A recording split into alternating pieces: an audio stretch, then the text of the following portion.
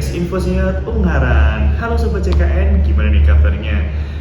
Pada video kesempatan kali ini kita akan membahas seputar informasi seputar CKN. Dan mungkin maaf untuk teman-teman, kita lama banget nggak upload untuk podcastnya, dan kali ini kita upload lagi.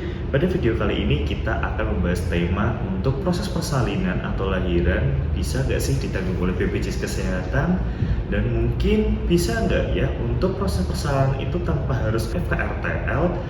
Nah, buat pertanyaan ini sering ditanyakan oleh Sobat JKN melalui media sosial Instagram maupun TikTok. Sempat ada DM seperti ini. Jadi bisa nggak sih Min, untuk proses lahiran itu kita menggunakan BPJS dan bisa dilakukan di fase pertama? Untuk menjawab pertanyaan itu langsung saja kita panggil untuk narasumber video pada tema hari ini. Kita panggil langsung aja dengan kekuatan super. Kita akan sulap. Oke, untuk kali ini sudah datang untuk bintang tamu kita, Mbak Winda. Halo. Oke, nah mungkin Mbak Winda bisa nih perkenalan sedikit buat Sobat JKN untuk mungkin nama atau bidangnya, mungkin ada yang penasaran dengan Mbak Winda. Halo Sobat JKN, saya Winda dari bidang PMU, saya sebagai verifikator. Oke, Mbak Winda dari bidang PMU, bagian verifikator ya? Bidang penjaminan manfaat dan utilisasi. Oke, nah jadi itu bintang tamu kita kali ini dari bidang PMU, Mbak Winda, yang akan membahas seputar bayi baru lahir ataupun proses persalinan. Nah, mungkin dari Sobat JKN nih yang mungkin sudah berkeluarga atau mungkin ibu hamil, ini ada pertanyaan nih di beberapa akun sosial media Info Sehat Ungaran. Itu ada yang bertanya lewat DM Instagram maupun komen. Untuk proses lahiran apakah bisa nih ditanggung oleh BPJS Kesehatan? Nah nih Mbak Winda, jadi itu di kolom Instagram atau sosial media Info Sehat itu ada yang tanya, bisa nggak sih Min untuk proses lahiran ini ditanggung oleh BPJS Kesehatan? Mungkin dari Mbak Winda sebagai pakarnya ada tips. Ya, jadi BPJS Kesehatan menjamin pelayanan kebidanan dan neonatal, itu maksudnya persalinan dan juga bayinya nanti, tapi syaratnya pesertanya harus aktif. Terus kalau misalnya yang perlu diperhatikan ini sih, kalau status peserta sebagai anak PPU, nah itu meskipun dia aktif, kalau apabila dia udah menikah ataupun udah bekerja, itu harus pindah menjadi peserta mandiri seperti itu. Oke, yang penting untuk kepesertaan BPJS itu harus aktif. Nah, mungkin dari mereka sudah aktif untuk BPJS-nya, apa saja sih yang bisa di-cover oleh BPJS Kesehatan selama program hamil hingga proses lahiran atau persalinan? Ya, jadi kalau di hamil sampai lahiran itu ada fase-fasenya ya. Yang pertama itu ada fase antenatal care atau fase pada saat masa hamil. Kemudian yang kedua ada yang fase persalinan saat bayinya keluar itu. Kemudian setelah itu adalah fase postnatal care atau fase saat setelah melahirkan.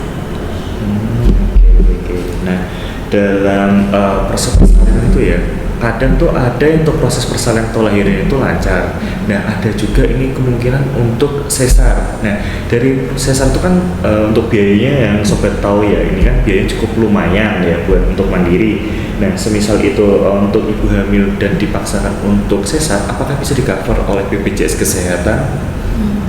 Ya, apabila kalau itu memang indikasi medis dan memang diperlukan untuk operasi sesar, bisa untuk untuk dilakukan operasi.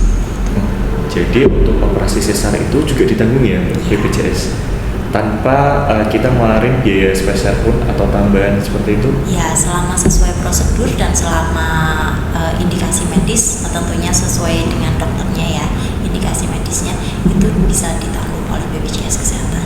Oke, nah ini sepertinya bisa dijawab ya, ini ada soalnya ada pertanyaan di sosial media ketika ibu hamil atau proses persalinan itu ketika harus sesar apakah ditanggung BPJS, dan jawabannya bisa ditanggung oleh BPJS Kesehatan. Nah, ini ada lagi nih Mbak, untuk prosedur ibu hamil dalam program hamil nah ini adakah batasan pemeriksaan selama hamil? Nah, jadi untuk ibu hamil kan dia bisa untuk periksa rutinnya tuh di FKTP Mbak, atau di fase pertama nih. Nah, itu ada batasannya nggak sih Mbak untuk ibu hamil itu dia periksa rutin di FKTP? Ya, jadi untuk sesuai dengan Permenkes 3 tahun 2023, pelayanan kesehatan pada saat masa hamil atau ANC itu bisa dilakukan selama 6 kali, yaitu 1 kali pada trimester pertama, itu juga bisa dilakukan USG juga, kemudian 2 kali pada trimester kedua, dan juga 3 kali pada trimester ketiga, yang pada trimester 1 dan 3 itu bisa dilakukan USG. Jadi USG bisa 2 kali ya selama hamil. Oke, USG pun itu bisa dilakukan di FKTP berapa, sudah ada alatnya atau harus nanti dirujuk? Hampir semua puskesmas di kabupaten dan juga klinik itu sudah ada alat USG-nya, dan beberapa di PP juga sudah ada. Nih, jadi kalau untuk wilayah kita, KC Ungaran itu sebenarnya kita menaungi untuk 3 wilayah, yaitu Kabupaten Semarang, Kabupaten Kendal, dan Kota Salatiga. Dan untuk pemeriksaan USG ini bisa dilakukan tanpa harus ke FKRTL ataupun rumah sakit ya Pak ya, karena di FKTP atau fase pertama itu juga sudah tersedia untuk alat USG ini. Jadi beberapa kemarin tuh teman-teman ada yang gini Mbak, aku tuh mau USG paling di klinik atau fases tuh mesti nggak ada, aku langsung ke vaskesku minta rujukan ke rumah sakit. Nah gitu Mbak kebanyakan. Jadi teman-teman tuh pengennya tuh kalau periksa itu langsung ke FKRT atau rumah sakit. Jadi mereka tuh masih ragu kalau mau periksa ke fase pertama itu bisa nggak sih. Nah ini jadi dari podcast ini, dari pertanyaan sosial media teman-teman itu ini udah kejawab ya. Jadi nah ini ada lagi nih kasus ketika peserta ingin melaksanakan proses persalinan di FKRTL, apakah bisa meminta rujukan? Nah sebelumnya kan kontrol rutinnya ini di fase pertama ini sesuai yang terdaftar ya Mbak ya. Namun dia ingin tuh proses persalinan itu di rumah sakit karena nanti itu mungkin anggapan untuk beberapa ingin di akte kelahirannya itu tulisannya nama rumah sakit gitu Mbak. Jadi mungkin pengen rumah sakit A atau rumah sakit B. Jadi pas udah hamil sekian bulan umurnya itu lari ke vaskes, terus tiba-tiba minta sama dokternya, dok saya minta rujukan, bisa nggak sih Mbak kalau seperti itu?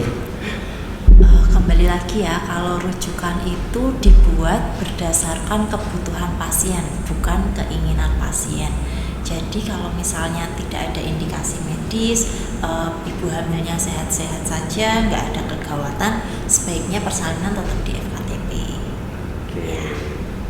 Kemungkinan bisa, cuma itu tergantung dari kondisi ya Mbak ya. Kalau misalnya ada indikasi medis atau kegawatan, bisa langsung ke rumah sakit. Rumah sakit atau FKRT, itu teman-teman. Jadi ya memang banyak sih Mbak kasusnya mereka itu mungkin lebih enaknya untuk proses lahiran itu biasanya di rumah sakit seperti itu. Kemarin ada beberapa kasus dari saudara saya dan mungkin ada teman-teman juga ini yang pernah mengalami nih, pengen banget itu tiba-tiba langsung ke kasus pertama minta dirujuk ke rumah sakit untuk proses lahirannya, dan itu mengalami penolakan dengan anggapan mereka bayar nih bulanan aktif, kenapa kok nggak bisa. Nah, itu ternyata sudah ada ya Mbak ya untuk peraturannya. Jadi bukan karena keinginan, tapi karena kebutuhan. Aman kok di FKTP sekarang juga untuk alat-alatnya. Kemarin sempat saya itu kunjung beberapa vaskes itu udah mencukupi ya Mbak ya. Ikut kredensialing Mas. Iya masih itu sempat. Jadi ya apa ya, nggak seperti anggapan beberapa mungkin vaskes atau klinik pasti nggak ada. Tadi USG yang ternyata ada. Terus untuk proses persalinan bidannya juga mungkin sudah terlatih, bukan yang sembarangan. Jadi buat teman-teman bisa untuk melakukan proses persalinan atau lahiran ini di fase pertama. Nah ini untuk pertanyaan terakhir nih Mbak. Semisal dalam proses persalinan terdapat tindakan urgent atau serius nih Mbak, jadi di luar dari proses persalinan ya itu ada tindakan gawat darurat di luar persalinan, apakah juga bisa ditanggung BPJS atau yang ditanggung itu hanya persalinannya saja? Semisal udah mau masanya dia untuk lahiran, tiba-tiba itu terjadi kecelakaan, itu entah kecelakaan pribadi ataupun tidak disengaja itu ya, itu apakah nanti yang ditanggung itu hanya proses persalinannya saja atau di luarnya itu juga bisa ditanggung BPJS Kesehatan? Jadi kalau ini persalinan dengan kecelakaan gitu. Iya. Oh iya. Jadi kalau persalinan tetap bisa ditanggung oleh BPJS Kesehatan, namun untuk kecelakaan itu nanti ada sendiri Mas yang yang menanggung. Tergantung ininya nanti tergantung laporan dari polisinya seperti apa. Iya. Mungkin aku pernah dengar ini Mbak. Kita kalau pernah dengar ya beritanya ketika kecelakaan di jalan, nah itu bisa keserempet mobil, motor atau truk, itu pernah ada kasus peserta kecelakaan di jalan raya itu nggak bisa klaim atau ditanggung BPJS Kesehatan, namun ditanggung oleh Jasara Harja, dan itu harus minta surat keterangan dari polisi ya Mbak. Oke, nah itu sih yang beberapa teman-teman kemarin sempat nanya ini juga, aku pernah lihat di postingan story itu ada sobat JKN yang tanya, Min, kemarin saudara saya ada kecelakaan nih, kok saya mau pakai BPJS Kesehatan nggak bisa, katanya beda kalau kecelakaan di jalan raya seperti itu. Tapi kalau ini Mbak, kecelakaannya itu terjadi di rumah, misal nih ya, jatuh dari tangga saat benerin bolam lampu, nah gitu, itu apakah harus minta surat ke kepolisian dan nanti bisa ditanggung Jasara Harja atau ditanggung BPJS semisal? Kayaknya kalau ibu hamil nggak mungkin benerin lampu ya. Ya jadi mungkin ini ibu hamilnya kepleset atau gimana, jadi tangannya patah gitu ya. Di rumah kamar mandi misal lagi mau buang air kecil nih, kamar mandi itu licin belum dibersihin gitu. Bisa. Iya tetap bisa. Jadi kalau apabila sesuai indikasi medis dan sesuai dengan peraturan yang berlaku, BPJS tetap menjamin. Jadi kurang lebih seperti itu ya buat teman-teman. Nah, mungkin beberapa pertanyaan dari Sobat JKN nggak semuanya bisa saya paparkan di sini, tapi buat Sobat JKN jangan khawatir, kalau ada pertanyaan lagi boleh tulis saja di kolom komentar, boleh di sosial media kita Instagram, TikTok maupun YouTube. Di luar proses persalinan juga boleh, atau seputar JKN yang lainnya. Nah, tapi ini ada pertanyaan satu lagi sedikit nih Mbak, dari ini mungkin pengalaman ya setelah lahiran bayi. Nah, kita kan kadang mikir untuk bayi lahir itu bisa terlindungi oleh JKN atau program JKN ini. Apakah bisa Mbak ketika lahiran itu bayi itu langsung didaftarkan ke pesertaannya, atau mungkin ada prosedur untuk cara mendaftarkan bayi baru lahir? Karena beberapa masih kebingungan ketika sudah lahiran itu mau daftarnya kemana, sedangkan bayi baru lahir ini kan belum punya NIK, kadang pun nama belum terfikirkan nih dari orang tuanya. Itu gimana Mbak semisal? Ya jadi kalau misalnya bayi lahirnya di Vaskes yang bekerja sama dengan BPJS Kesehatan, itu biasanya langsung didaftarkan dari pihak Vaskesnya ke BPJS Kesehatan lewat aplikasi SIPP. Oke, jadi dari tempat proses melahirkan itu bisa ya untuk mendaftarkan bayinya itu. Nah, mungkin ada update atau informasi lainnya selain? Jadi bisa dilakukan melalui layanan non tatap muka dan layanan tatap muka. Untuk layanan non tatap muka bisa dilakukan melalui aplikasi mobil JKN dan layanan Pandawa ya di 0811 816 5165. Kemudian untuk layanan tatap muka itu bisa dilakukan di loket pelaporan informasi dan penanganan pengaduan PIPP di rumah sakit, kemudian di layanan kantor cabang, kemudian di layanan kantor kabupaten kota, BPJS keliling, dan juga layanan BPJS di Mall Pelayanan Publik atau MPP, seperti itu. Oke, jadi bisa kelewat di tempat lahiran atau vaskesnya, bisa juga di mungkin non tatap mukanya bisa di MPP, kantor BPJS Kesehatan yang terdekat dari Sobat JKN, ataupun BPJS keliling ya Mbak ya. Nah, mungkin ada itu nggak sih Mbak batas waktu maksimal? Jadi ketika bayi itu lahir terhitung, apakah ada batas waktu maksimalnya untuk mendaftarkan sebagai peserta JKN? Bayi baru lahir dari peserta JKN wajib didaftarkan pada BPJS Kesehatan paling lama 28 hari sejak dilahirkan. Ya. Oke, berarti terhitungnya ketika bayi itu lahir sampai 28 hari Iya. itu ya. Oke, jadi buat Sobat JKN ini ada informasi tambahan. Kalau tadi proses persalinannya, nah ini setelah proses persalinan untuk didik bayi atau si kecil itu bisa didaftarkan ke peserta JKN agar terlindungi kesehatannya. Nah mungkin terima kasih banyak untuk Mbak Winda sudah mau sharing kita seputar persalinan ini dan mau menjawab beberapa pertanyaan dari Sobat JKN. Sobat JKN bisa tulis juga di kolom komentar semisal ada pertanyaan tentang ini di luar, boleh tulis saja di kolom komentar, atau mungkin narasumbernya pengen Mbak Winda lagi, boleh tulis saja di kolom komentar. Mbak Winda, aku pengen nonton besok narasumbernya Mbak Winda lagi gitu.